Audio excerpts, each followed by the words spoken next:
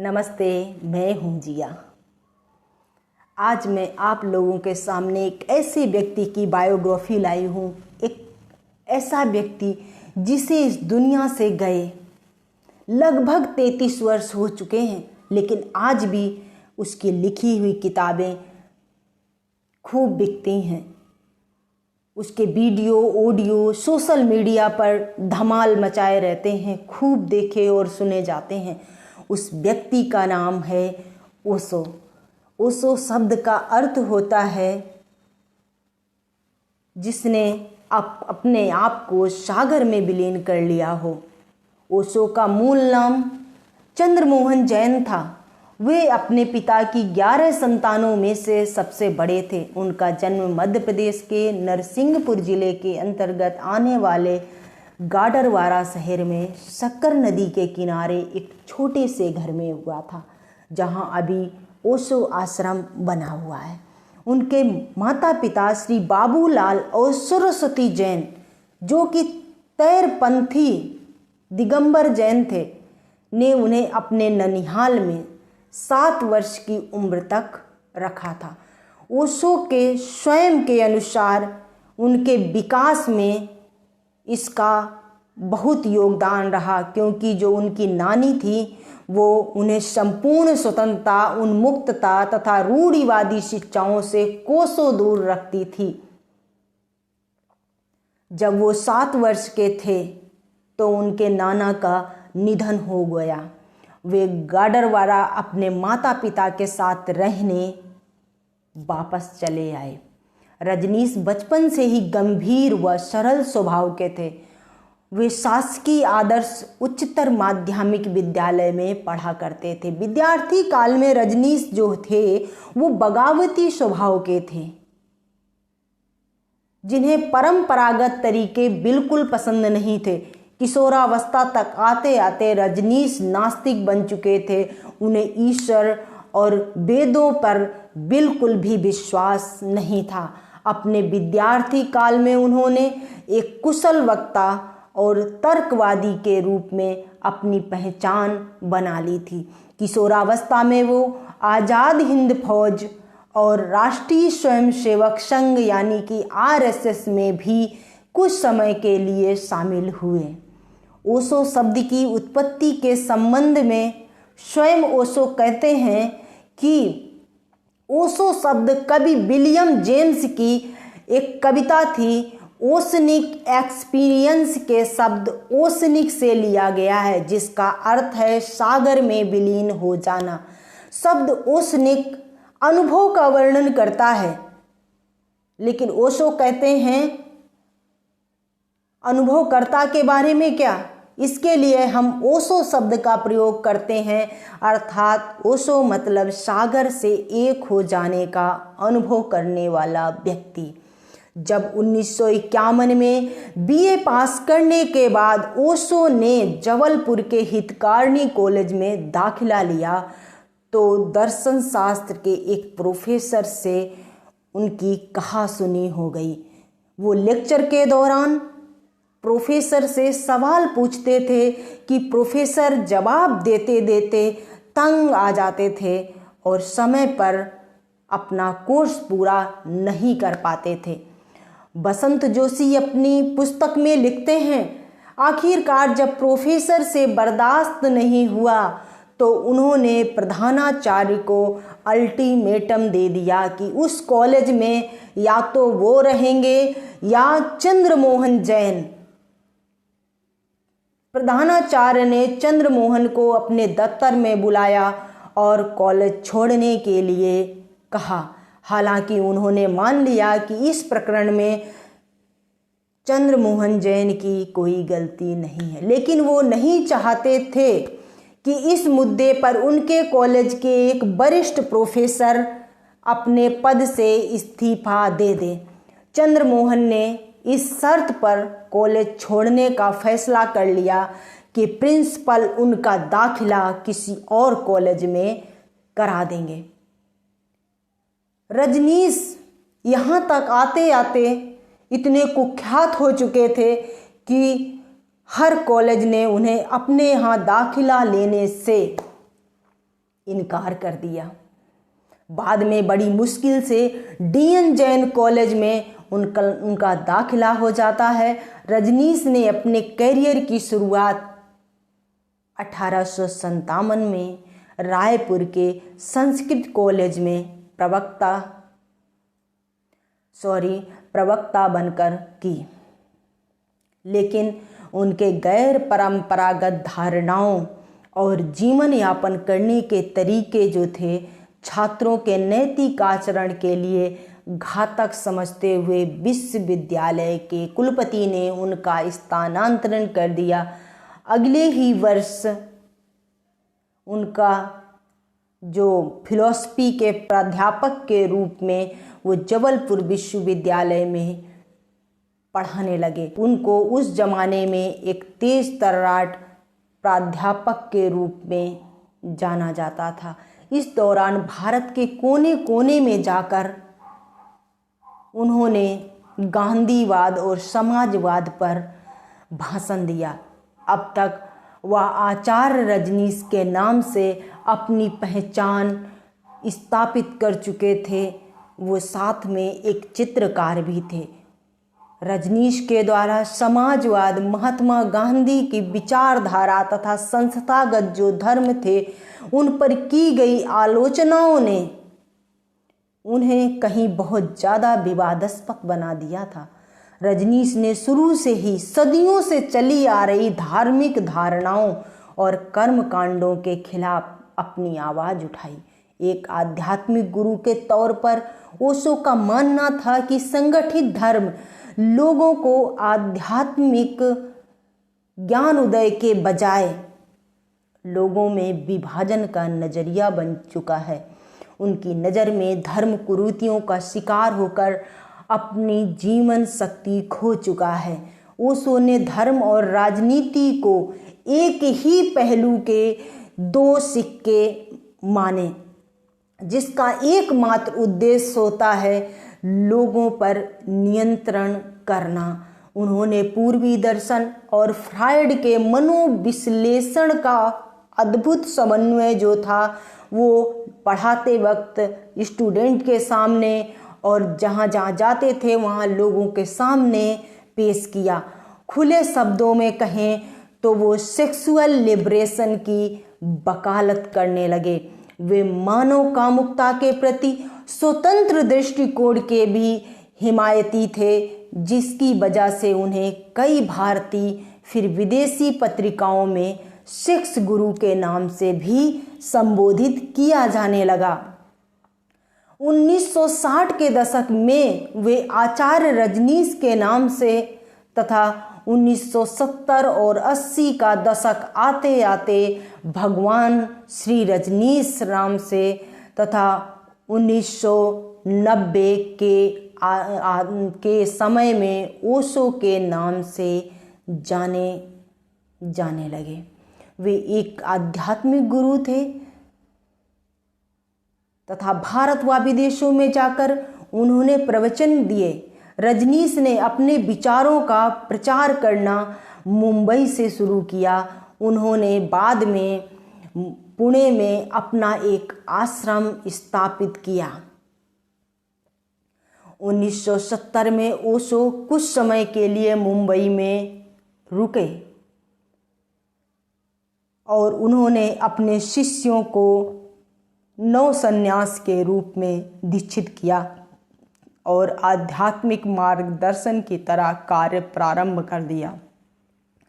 उनके विचारों के अनुसार अपनी देशनाओं में वो संपूर्ण विश्व के रहस्यवादियों, दार्शनिकों, धार्मिक विचारकों को नवीन अर्थ दिया करते थे।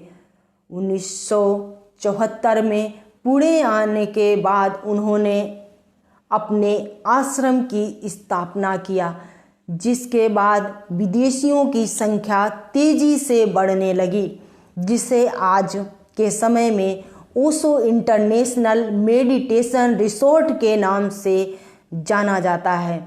दोस्तों, जल्द ही उन्होंने पुणे में अपने को स्थापित कर लिया और रोज करीब लगभग 5000 लोग उन्हें सुनने के लिए आने लगे। पुणे में रजनीश आश्रम के कारण से पर्यटन बढ़ने लगा।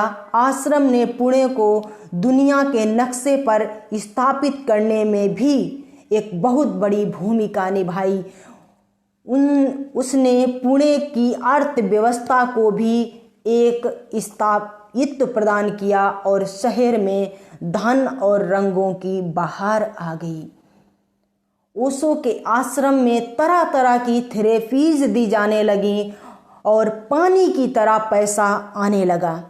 इन सारी थेरेपीज में सेक्स थेरेपीज को सबसे अधिक महत्व मिलने लगा। इसमें यौनिकता को बिना किसी पूर्वाग्रह के स्वीकार किया जाने लगा। यौनिकता के साथ जुड़े नैतिक मुद्दों और रोक टोक को ताक पर रख दिया गया।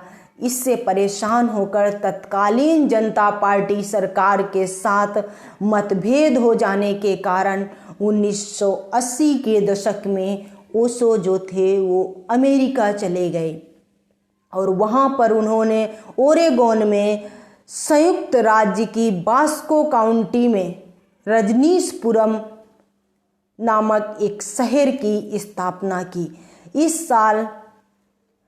एक साल पहले उनसे मिली माँ योग लक्ष्मी उनकी प्रमुख सहायक बन गई और वर्ष 1981 तक वह इस पद पर लगातार बनी रही। इसी दौरान उनकी मुलाकात एक महिला जो अंग्रेज थी क्रिस्टीना वुल्फ से होती है। उनको रजनीश ने सन्यासी नाम माँ योगा विवेक दिया। वो उन्हें अपने पिछले जन्म की दोस्त मानते थे।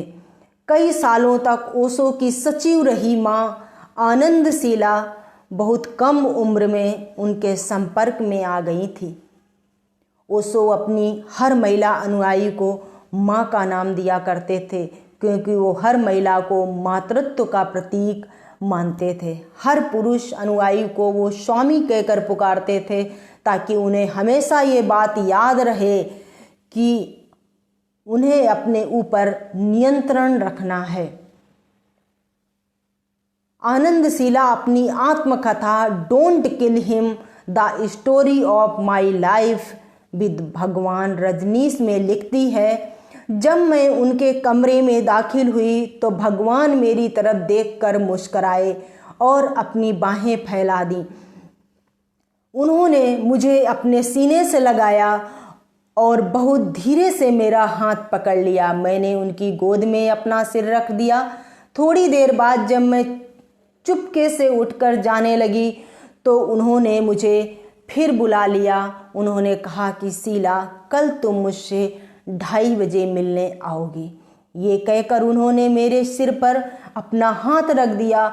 ओशो अपने हर शिष्य को लकड़ी की बनी एक माला दिया करते थे जिसमें एक लॉकेट होता था और उसके दोनों तरफ ओशो का चित्र लगा रहता था। हर सन्यासी से अपेक्षा की जाती थी कि वो हर समय उस लॉकेट को पहने। वो हर सन्यासी को एक नया नाम भी दिया करते थे ताकि वो अपने भूतकाल के जीवन को भुलाकर अपने आप को अलग कर सके। वो चाहते थे कि उनके शिष्य जो थे वो नारंगी या लाल रंग के कपड़े पहने और उसमें ये साथ में ज़रूरी होता था कि वो जो कपड़े होते थे वो ढीले हों ताकि आसानी से शरीर में ऊर्जा का संचार हो सके। वो हमेशा कुर्सी पर बैठा करते थे और उनके शिष्य जमीन पर। ओशो ने अपने आश्रम में यौन पार्टनर्स को बदलने को हमेशा प्रोत्साहित किया। आनंदशीला लिखती हैं कि ओशो नहीं चाहते थे कि उस संकुचित जगह पे नवजात बच्चों को रखा जाए, इसलिए सन्यासिनी जो थीं उनको गर्भवती होने की मनाही थी। गर्भवती होने से रोका जाता था, हतोत्साहित किया जाता था। ओशो ने आश्रम के कई पदाधिकारियों से गर्भ निरोधक ऑपरेशन कराने के लिए भी कहा था क्योंकि गर्भवती महिलाएं और जो पैदा हुए उनसे बच्चे आश्रम के लिए कहीं समस्या बन सकते हैं। आश्रम के अंदर बच्चे पैदा करने पर पूर्णतया मनाही थी और ना ही गर्भवती जो महिलाएं थीं वो आश्रम में रह सकती थी। ओशो अक्सर यौन रिप्रेशन की बात किया करते थे, इसलिए जो उनके सन्यासी थे, उनके जो उपासक थे, वो खुला सेक्स जीवन जीते थे, जिसकी वजह से आश्रम में संक्रामक यौन रोग बढ़ने लगे। कुछ सन्यासी तो ऐसे पाए गए जो 1 महीने में करीब 90 यौन संपर्क बनाते थे।